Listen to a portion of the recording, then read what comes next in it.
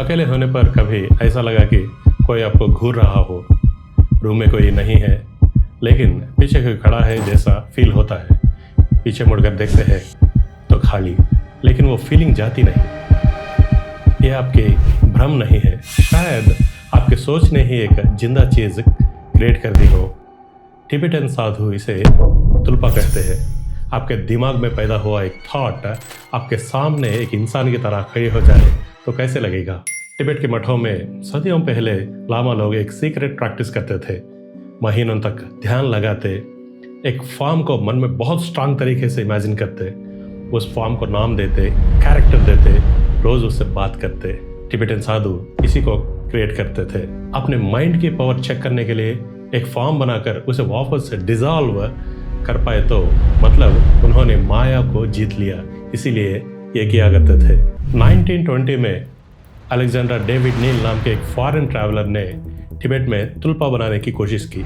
उसने एक मोटे साधु का फॉर्म इमेजिन किया और रोज मेडिटेशन किया। कुछ महीनों बाद वो साधु उसके रूम में दिखने लगा।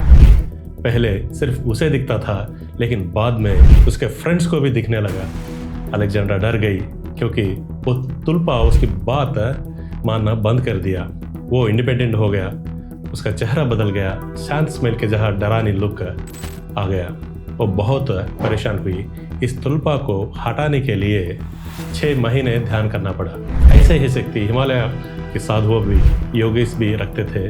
वो उनके संकल्प के इससे विल पावर से ऐसे कमाल करते थे। ऐसे ही एक कहानी है।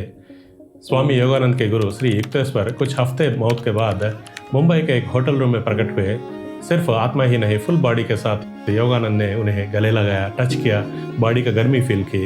युक्तेश्वर ने बोले वो अपने संकल्प से एटम्स को अरेंज किया और अपने बॉडी को दोबारा क्रिएट किया। ऐसे ही एक कहानी स्वामी रामा की भी थी।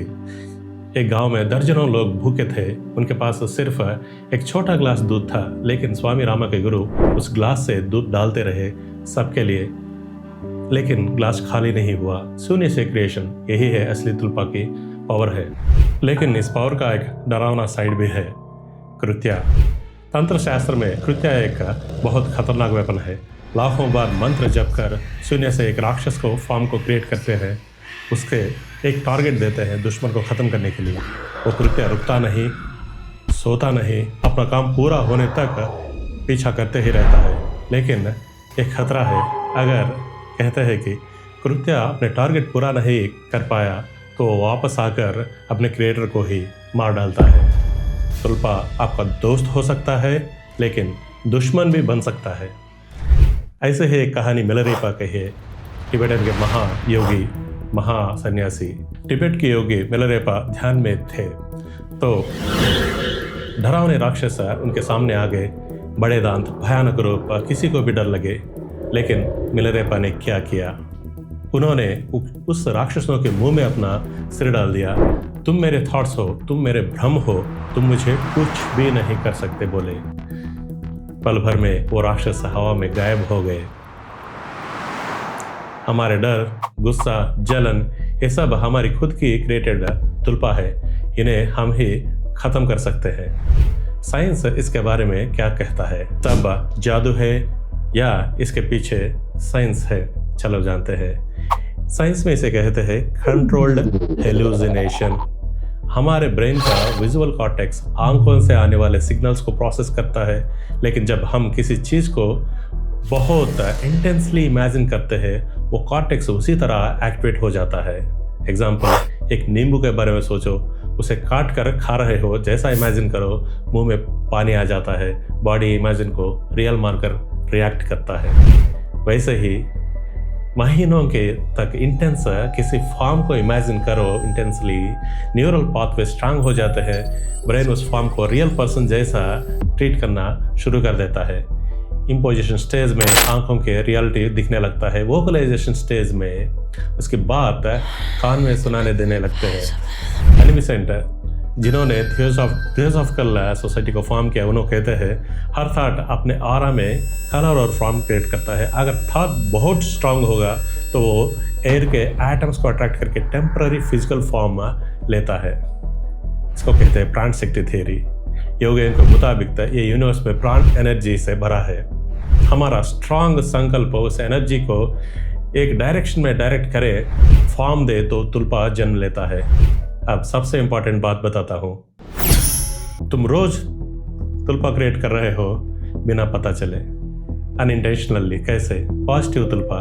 रामू रोज सुबह हनुमान चालीसा पढ़ता है 40 दिन नॉन स्टॉप। क्या होता है? उसके माइंड में हनुमान फॉर्म स्ट्रांग हो जाता है। मुश्किल टाइम में हिम्मत मिलती है क्योंकि उसने एक प्रोटेक्टिव तुल्पा को अपने मन में क्रिएट कर लिया। वैसे ही गणेश को ध्यान करने वालों को बुद्धि का तुल्पा, लक्ष्मी पूजा करने वालों को वेल्थ का तुल्पा, सरस्वती देवी का प्रार्थना करने वालों को नॉलेज का तुल्पा। ये सब माइंड में स्ट्रांग पॉजिटिव फोर्स बन जाते हैं। लेकिन नेगेटिव तुल्पा क्या है?